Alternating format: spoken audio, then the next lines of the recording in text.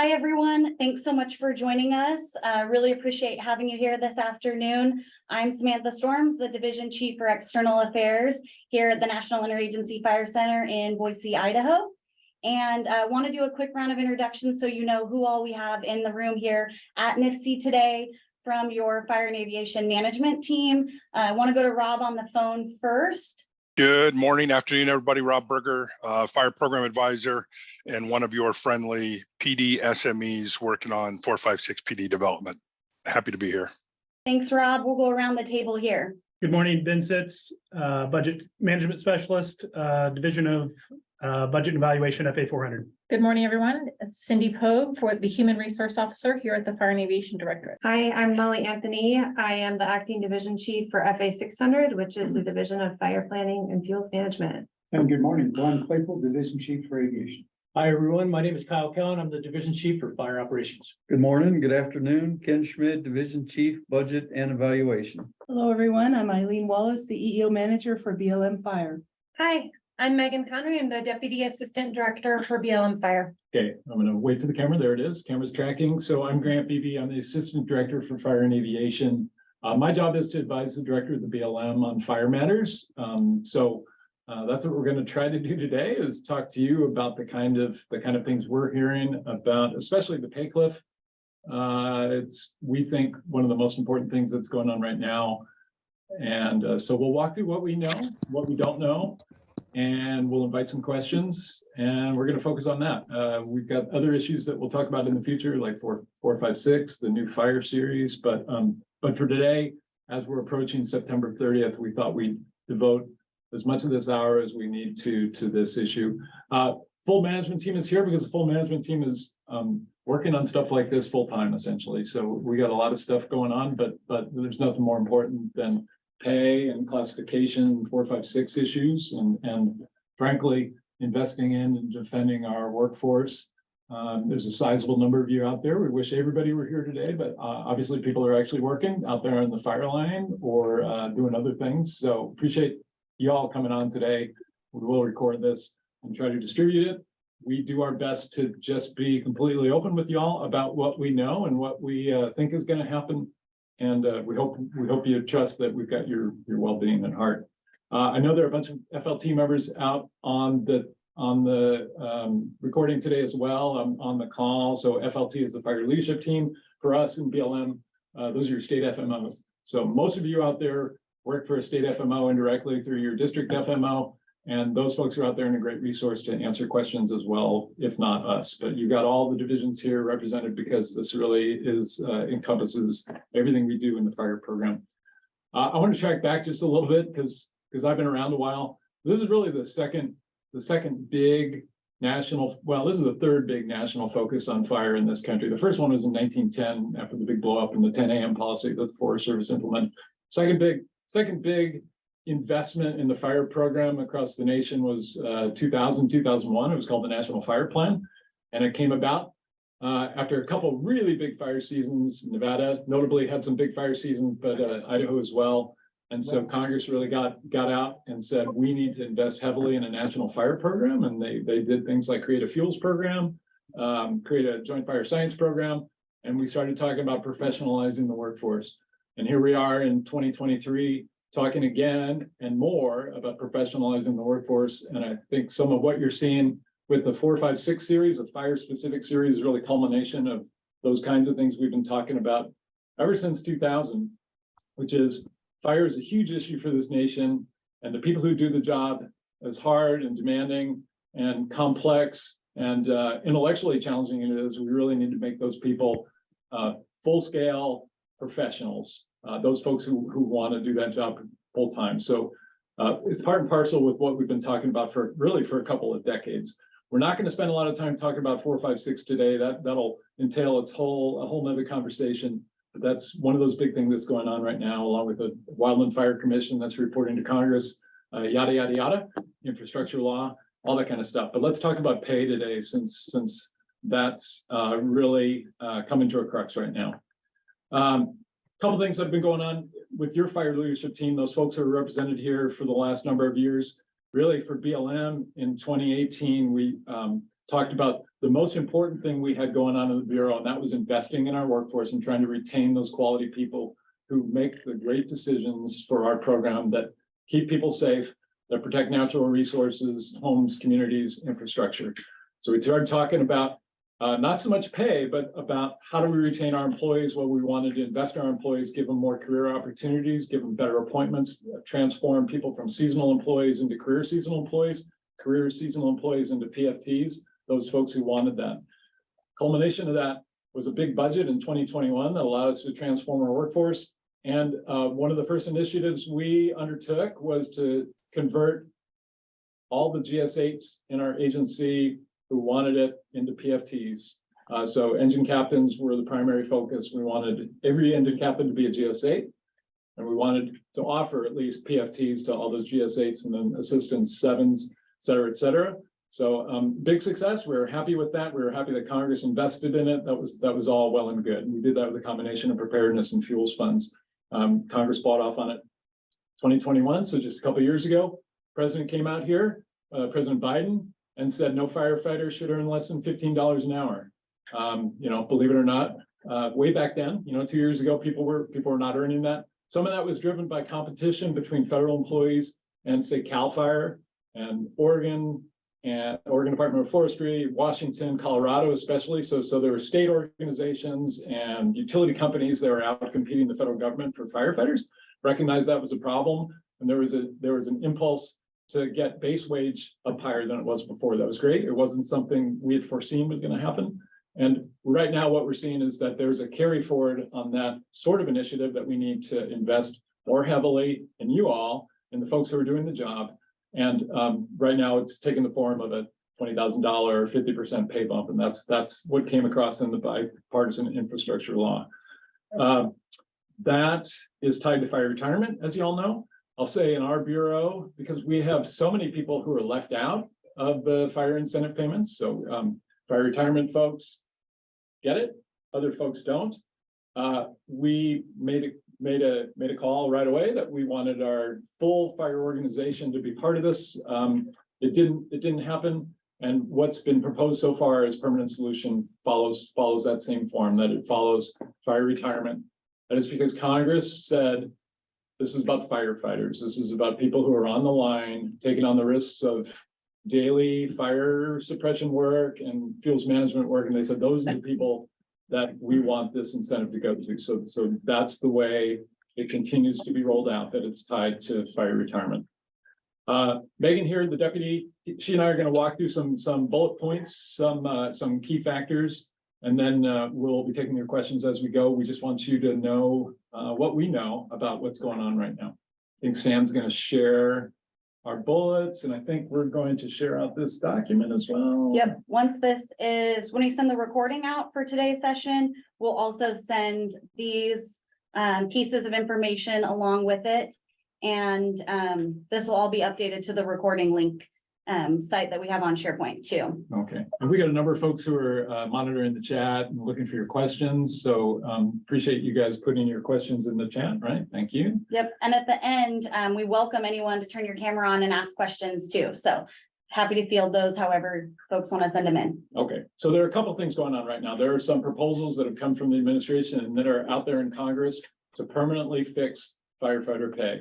What happened in the infrastructure law starting Can in you guys see it? 2021? Can you guys see the PowerPoint? I can. It's the whole, you're not. Yeah, Sam, can you run the slideshow? We're Yeah, can seeing you- the actual power. Yeah, just like start the show. Oh, thanks, Jeff. Get you. It says it's running. Well, I'm going to keep talking because I can read the first. Oh, no, I can't. I couldn't. There There we it go. is. How about that? You got us, Jeff? No, you're showing the whole thing. We can see it, but you're just looking at inside your PowerPoint. It'll work if you blow the slides up a little bit. They're just a little small. Why can't you just see this? Okay, well, I'm gonna talk while you're trying to figure out the tech because I don't depend on tech. That's right. So bipartisan infrastructure law, it was retroactive back to the beginning of fiscal year 21. And it said $20,000, 50% of pay, people covered by special firefighter retirement whichever was less, right? So you've got either 20,000 or 50% of your pay or your base pay, the lesser of the two. That was specific statutory authority. So it was a law. The infrastructure law was a law. It's in the title, the bipartisan infrastructure law. And it said, here's $600 million between the Forest Service and between the DOI, Department of the Interior. And those $600,000, $600 million, $480 million for the Forest Service, $120 million for DOI are what you have to do this pay incentive. So on the DOI side, we got $120 million to pay until the money ran out. And what Congress said is when that money runs out, your authority to do those payments runs out as well. So what we are up against now is the end of our funding on the DOI side. So we're running out at pay period 20, might stretch in a little bit into pay period 21, and people are trying to figure out how long the money is going to go. So all of you who are out there who are getting the incentives, money's running out, which means we have no more authority to actually make the payments. So we can't go to some alternative source of funding unless Congress, who have the power of the purse, remember your basic government, they appropriate funds, they give authority to spend funds.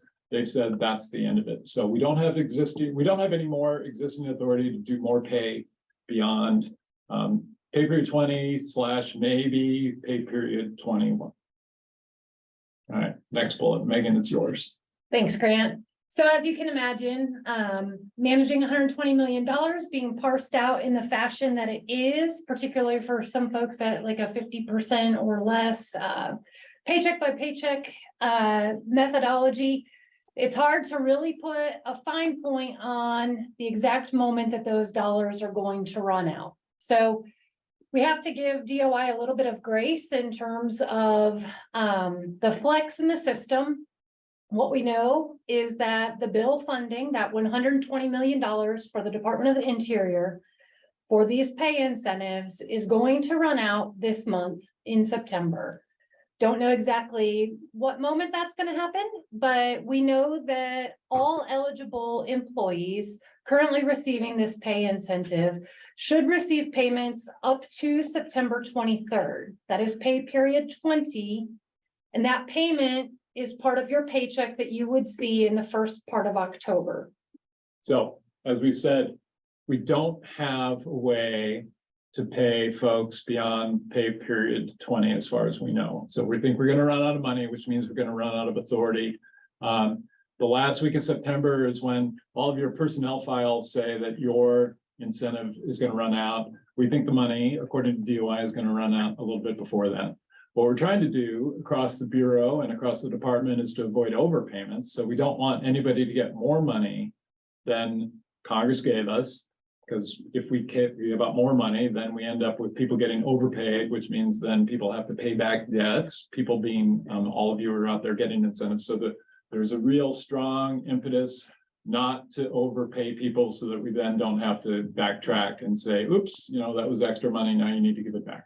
So we need to either end the payments at the end of pay period 20, or better case, we need Congress to step up. We, the royal we, all of us across all levels of government who are interested in this happening, to step up with additional funding to cover all of our eligible employees for pay period 21 and on and on. There are some proposals out there to do just that. And I should have said this right up front, but let me say that I have not yet heard of anybody saying we shouldn't pay firefighters like you either this payment or the payment that's been proposed by the administration or by Congress. So it is universal that people are supportive of firefighters getting more pay, more competitive pay, equal pay with their state partners, industry partners. Nobody has said they don't deserve it, you don't deserve it, we shouldn't be doing this. The question is really the mechanics of it. And if you've been watching any of the machinations in Washington, D.C., the battle between the administration and parts of Congress and other parts of Congress and the Senate and the House and Speaker McCarthy and other people in the Republican part of the House, there's a lot of back and forth going on. And honestly, what's happened, as we've been saying for about the last year, is that we kind of foresaw that as this money ran out at the end of the fiscal year. It was going to get tied into the battles about the federal budget, which have been going on for, I don't know, longer than some of you have been alive. But it's not a new thing that at the end of the fiscal year, there are a lot of battles in Congress about how we're going to do appropriations, how much is going to get appropriated, when it's going to get appropriated, and the concessions that people are going to wring from one another to get their votes to pass an appropriation. Appropriations are so critical that they end up getting wrapped into other things. So this is fully predictable, fully predicted, and completely damaging, uncomfortable, and frankly work exactly against what everybody says they want, which is a stable federal firefighting workforce to do this critical work. So we've gotten wrapped up into budget battles, and that's the unfortunate place of where we are. So everybody is supportive, but we need people to give so that we can actually continue these payments beyond pay period 20 and on into the next fiscal year. All right, there you go, Megan. So right now, all of your incentives are set to end September 30th. That is in an HR system, FPPS. And in order to terminate those, right now those are set to terminate the 30th. And as we've just described, we have a situation where the funding is anticipated to expire or run out prior to that date. HR staff across the Bureau is going to need to get into FPPS for every single employee and change those incentive dates back to September 23rd in accordance with the pay period schedule.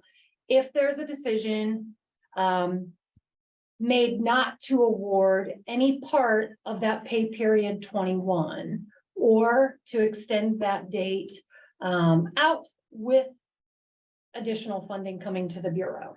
So big ifs, if we get additional funding, that date would need to be changed. And if we don't have enough money to make it through that pay period, that date's going to have to change. I want to give a huge shout out here to all of our HR professionals across the Bureau. There's going to be 2,500 or more actions that have to be processed. Looking at, the watch, it's not lost on any of us that time is slipping by rapidly, and those HR folks are going to really be put in an unfortunate position, having to do this very quickly and also without error. The Department of the Interior has asked us to hold hover.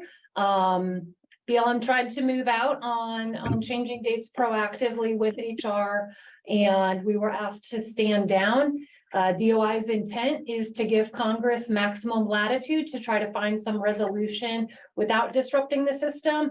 But we fully expect that in coming days and weeks, if we don't get a green light for a new funding source, that those actions will have to be implemented through our HR staff. So please be patient with your HR shops. They are under a tremendous amount of pressure, as we all know and have talked about for years, teeing up seasonal recruitments for next year and so forth. But that's going to be a heavy lift for BLM in particular, as the largest fire bureau in the DOI. Thanks. Grant? So there's a couple things going on out there. We talked about administration and congressional proposals to make this fix permanent. You all probably have seen some of this stuff, and the good news is there are pretty consistent views of how to make the kind of incentives that have been coming to firefighters permanent. We're talking about a new pay table, so that would essentially increase base pay for those who are in fire retirement covered jobs again. So same subset of folks, a sliding scale. So the lower your GS, the lower your GS level, the higher your incentive. And there are really two pieces of the pay incentive that would come to folks. One is the base pay increase. And the good news on that is that it affects things like your retirement as well. And then there's an incident response piece of it. And that gets to the idea that this pay incentive is intended for firefighters. And so they've taken a part of what is coming to people now and said, well, that's going to be tied to essentially the overtime that you make while you're responding to wildfires. And so they're hearkening back to what Congress intended, which was to look at the folks who are really out there on the fire line, fighting fire and managing fuels and doing things out in the kind of arduous environment and saying those are the folks who should be getting the bulk of these payments. Right now on the House and Senate side, it's called the Wildland Firefighter Paycheck Protection Act. You've probably seen reference to it out there if you're paying attention to this kind of stuff. It's got support of people like grassroots and the administration and firefighters all across the board. That looks a lot like what the administration put forward. So when we talk about there being bipartisan and widespread support for this kind of thing, that's exactly what we're talking about. That Firefighter Protection Act, Check Protection Act is sponsored by both sides of the House and both sides of the Senate, right? So it's got everybody behind it. What it's running up against right now is arguments about the budget and about the concessions that need to happen to make a budget, to get a budget passed. And so there are some discussions about continuing resolutions, which are temporary measures to keep the government open. And there's some conversation about shutting down the government and that kind of thing that honestly happens a lot, but it's happening right now. And let me go back to what Megan just said about HR. If there are any HR folks there, we got some in the room and I'll just shout them out, but and budget folks, there've been a lot of people working for the last couple of years to make sure that these incentives get into your paycheck and get there correctly, and you get catch-up payments and you get adjustments every time your rates change and your steps change. So know that there's a whole host of people out there who, by the way, aren't getting these incentives, who are actually making your incentives flow into your paycheck. So I want to shout them out again, as Megan just did, because there are a lot of folks making this stuff happen, thankfully, for the whole community. And it's critical work, but it's not lost on us that the permanent solutions don't hopefully involve the same sort of involvement from HR people punching keys every time people's pay rates change and corrections. So that's also a glorious thing that the permanent solution won't involve so much manual labor.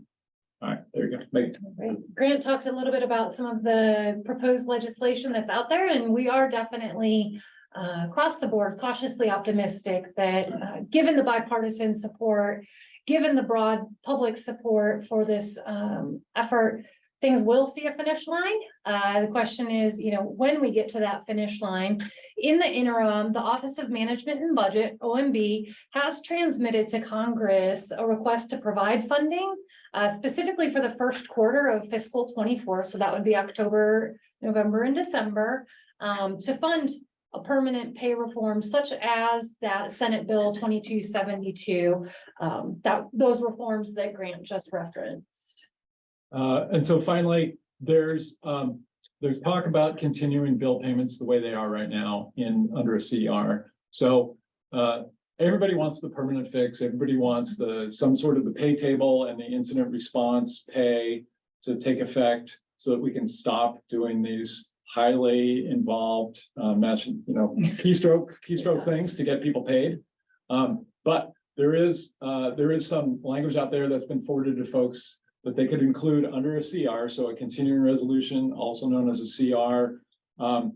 There's a hope that if we do end up operating under continuing resolution, and there's maybe the smart money is on a whole year worth of continuing resolution, because that often happens when Congress can't figure out how to advance things like actual budget bills, that firefighter pay would get included in that language, and that we'd be able to continue the bill payments that we're making right now.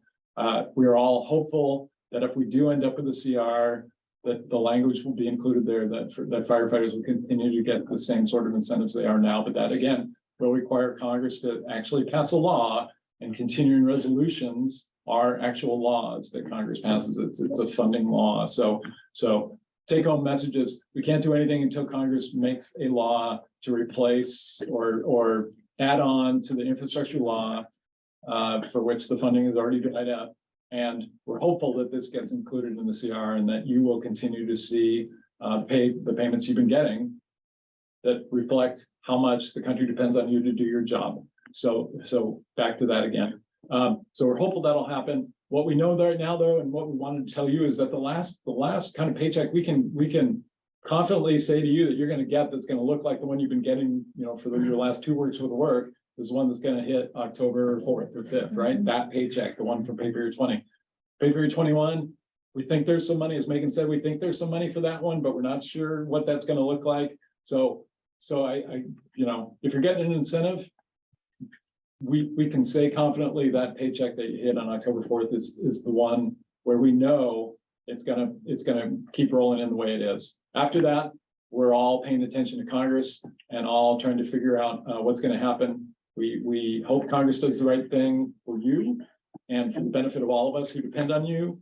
But it all is a little bit up in the air right now. But we think we owe it to you to actually come in front of you and tell you what we know right now. I mean, we have people working hard to talk to Congress at every step of the way to say, we have got to do this. And I think Congress has heard that. Again, there's other things going on in Congress as well. I'll say on top of that, there's some conversation about the Forest Service and the Forest Service, 480 million, to be at DOI, 120 million.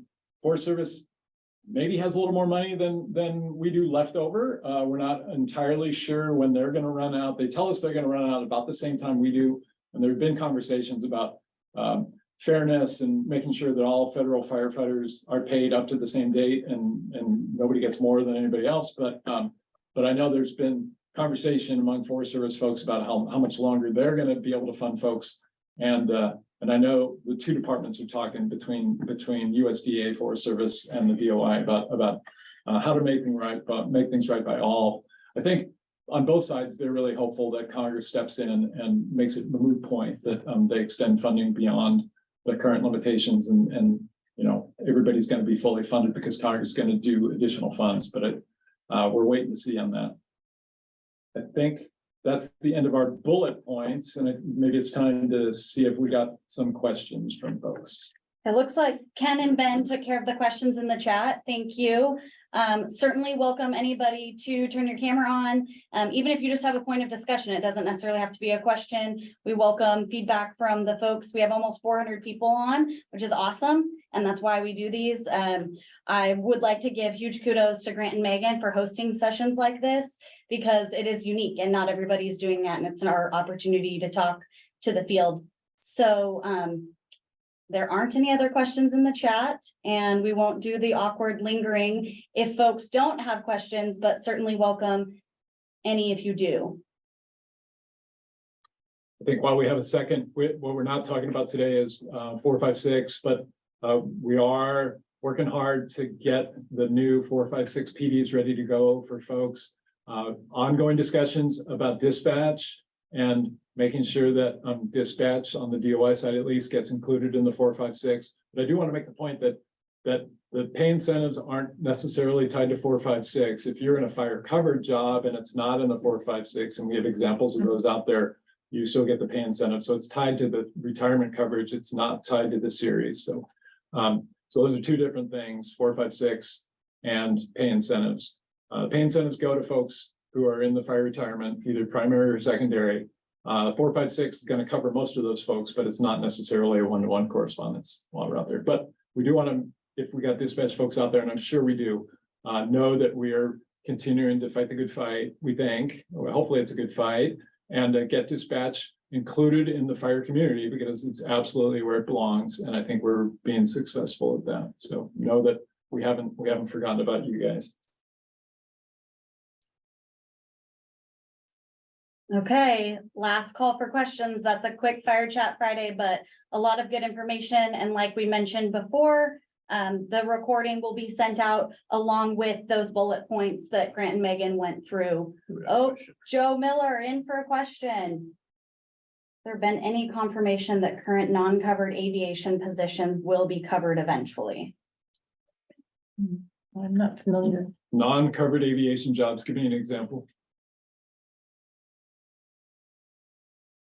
Joe, do you have an example for us? 06 air tanker base tech. So I will say, I think that is on the list to be reclassified into the 456, which will then they will be covered. Okay. So there is talk about that, yes.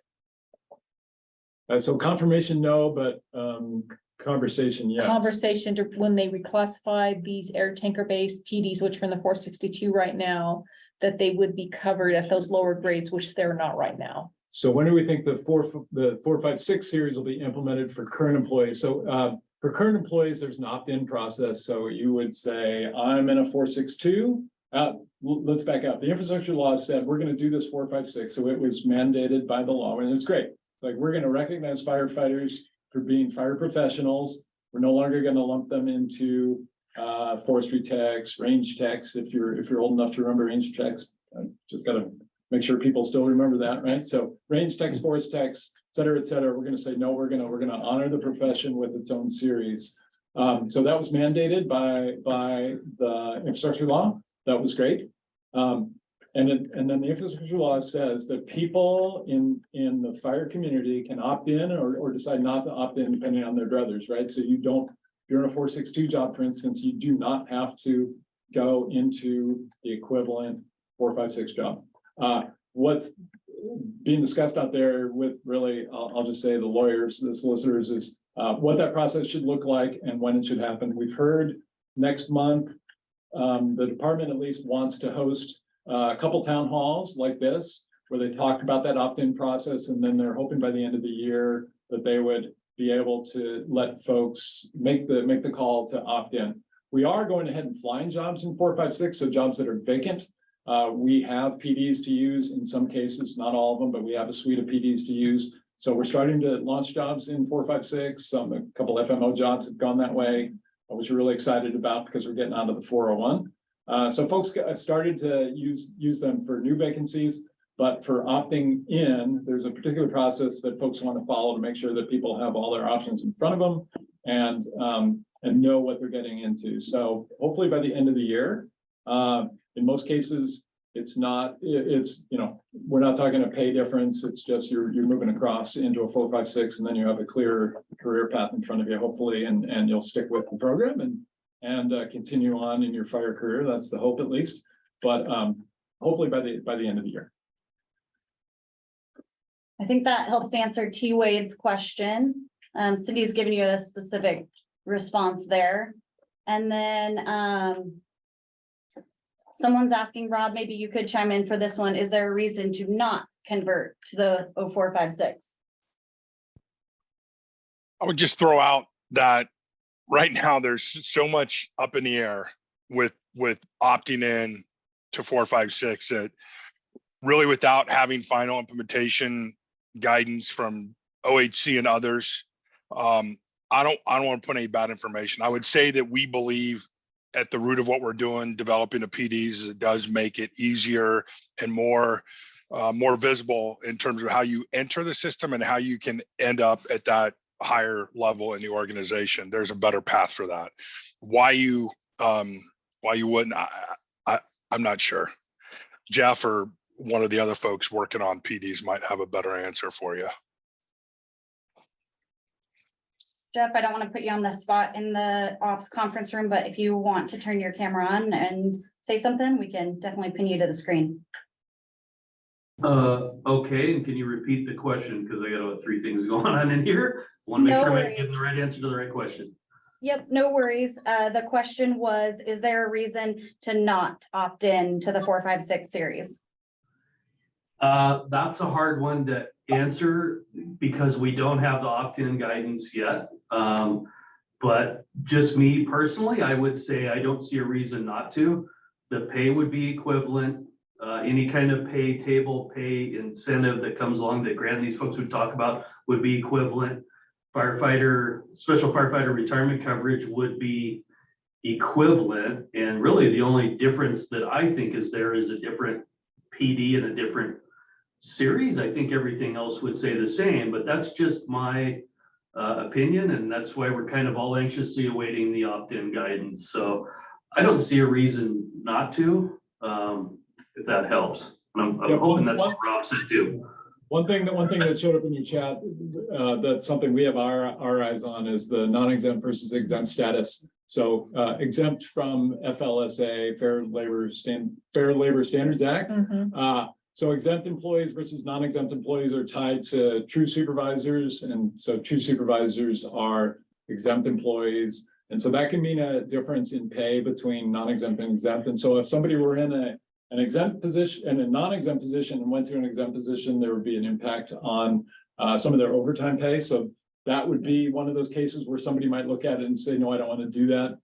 Because that is an important issue across our bureau, we're looking hard at how we map out PDs and what PDs we use, knowing that that could be an issue for folks that, you know, I don't want to lose pay. It's not worth it to me to become a big ass supervisor if I'm going to lose pay. So we are discussing that with some of the fire leadership team right now about how we want to map some of that stuff. When you become a supervisor, basically it says, well, now you're management and you have slightly different rules on your overtime pay. And so we do recognize that that's an issue.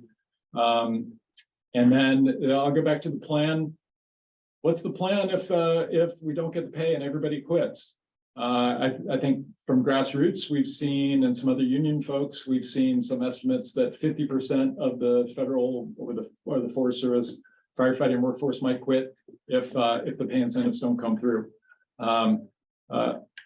You know, does BLM have a plan? No, absolutely not. Do I have a plan, you know, that I can trot out that says what we're going to do if half of our employees say this is not what I signed up for, or it's not worth my time? Absolutely not. That's why we are all saying we need to do this. Congress, you need to do it. And I think Congress has heard that.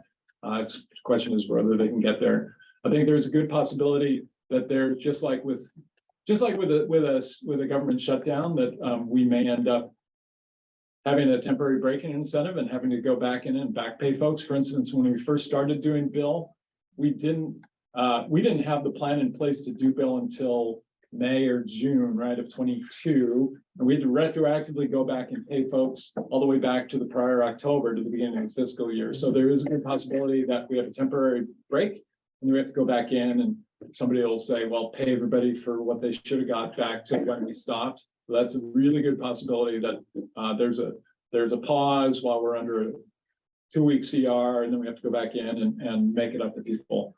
I'll also say, for folks who haven't been through a government shutdown before, if we do get into shutdown mode, and I sit in on a lot of bureau leadership meetings, and we haven't started making the plans yet for what might happen with government shutdown. But those of you who are managing fire programs on engines, on helitech crews, on hotshot crews, and dispatch centers, you will likely be an exempt employee, which means, an accepted, what are we these days? Exceptional. You're likely to be an accepted employee, which means that we are going to expect that you come to work because you are too critical to not show up to work, like air traffic controllers. Like air traffic controllers, FBI agents, I'll just trot out TSA people, folks who are expected to come to work even though the funding has shown up. You would get paid like other government employees. There's guarantee that federal employees will get back pay when shutdowns end. But there's a good chance that if you're a fire person, you'll be asked to come to work because the nation needs you to come to work regardless of the shutdown status. But that's a real possibility. Some gap in pay, and then some sort of back pay issue. I'll throw that out there. We did have a question, I think, in the chat about the anticipated pay increase for all federal employees, wildland fire and non. There have been slightly different numbers proposed by the House, by the Senate, but the president has come out strongly on the 5.4% increase, which does not mean everybody gets the 5.4%. There's one number that goes to sort of the rest of USA, and then things get portioned out around the COLA areas or the special locality areas. That said, we do feel confident that the federal government as a whole is driving towards an approximately 5% cost of living adjustment for federal employees, which I know is welcome relief to everyone given inflation over the last few years. That's that is definitely a significant hit to the budget, but one that we are happy to take, trying to bring pay up. That is, of course, requiring the presidential signature on whatever. There's a weird formality that actually gets signed for that pay increase, but everything that we're anticipating right now is supportive of that. And that is effective not with the fiscal year, but that's with calendar year. So that would be in effect after January 1 of 2024. We do have a question, I think a little clarification on, do we expect to lose some of the workforce with the fact that the permanent fix with pay, oh, it jumped down, hold on, with pay and the Protection Act is still less than the current incentive pay? Yes, I expect that some people who hung on, like Ray points out, at the end of their careers and were getting 20,000 or 50% no longer are getting it, and it delayed their retirement until it runs out, might choose to retire. I expect that's so. I'll say we have strongly advocated for just continuing on with the way we've been doing things right now. And the administration has done the pay table and we're supportive of the pay table going forward. But an alternative solution would have been to continue the method we're doing right now. Do I expect personally that some people will say that, okay, I'm done now? Yes, because I know people delayed their retirement because they were getting it. So just to be completely transparent, I would certainly expect that some people will make that call. I hope not. As Ray points out, those are some of the most critical folks in the fire program. I guess on the plus side, folks are getting more than they were getting before, and there is recognition that that's an important job. And we certainly made the case that the folks who are managing fire programs at those higher grade levels are so critical to the success of the whole fire program. I hope you understand that we make that case every chance we get. But yes, understand it's not what you've been getting. And it depends on overtime. And as many folks have pointed out, we're arguing about work-life balance and people being able to manage their workload and not spend so much time on the road. And then we're saying, well, this pay thing is going to people who are on the road and fighting fire. Yes, that seems to be in conflict. I agree that it is. And I don't think it's the perfect solution, but it's the best solution we came up with, given what Congress said to do, which was pay firefighters this incentive. So in one way to think of it is that we were lucky to get secondary firefighters into the pay thing at all. There was one time an argument that we should stop this whole thing at the GS 8 or 9 level, and nobody above that level should even get the pay incentive. So I think we were in some ways lucky to extend it to the full retirement system. So glass half full point of view, I guess, on that one. But yeah, I hope it's not so, but I'm sure it will be for some folks. They'll make that call. We don't have any other questions in the chat. Cindy, Ben, and Ken have done a great job answering some of those directly. Oh, every time I say that, another one pops in. Oh, that's Rob responding. Okay. If there are any others, drop them in now, or know that you can always reach out to us directly, follow up when the recording comes out. And again, thank you to all of you being here today. Still kept it just under 400 people, so not too bad on a Friday afternoon.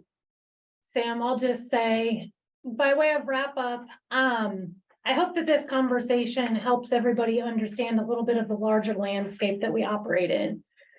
BLM is a tiny bureau, approximately 8,000 strong, in a Department of the Interior of 70,000 employees, in a federal government of I don't know how many millions of employees. Somewhere. And the issues that we bring forth are critical to the nation's security, our infrastructure, the health and well-being of our public lands and our rural communities, our wildland urban interface, wildlife habitat, and so on.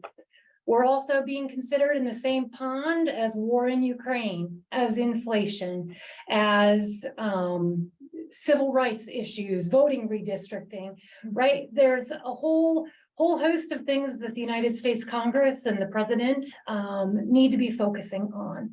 If this were within Grant and I's power, if this were within the Wildland Fire appropriation through the Department of the Interior to the Bureau of Land Management, we would be making it happen. This is beyond our authority. This requires legislative action. This requires appropriated dollars. The cost for this workforce incentive is $30 million to BLM. So we have a keen interest in advocating for, supporting, looking for, and telling the story on that necessary budget increase and the necessary long-term solution. Ray, your point about, the exodus of talent in the agency is a real risk, and we recognize that. we all have limits to our spheres of influence and control here. And what we've tried to share with you today is, you know, where those conversations are and what we're doing to influence them, and make sure that you all have the current information as of this moment in time, subject to change, end of the day or next week. Optimistic for change, before September 30. But so you can make the best decisions. Ultimately, it's our hope and goals as leaders that we provide the best possible, workplace, best possible mission, and the most support that we can for you in all of your careers. And we're grateful every day for the job that you do. Thank you for hanging in there with us. Thank you for hanging in there with Congress, with the big picture that we're part of. Thanks. Megan, that's well said. All right. Well, on that note, have a nice afternoon and we'll talk to you all soon.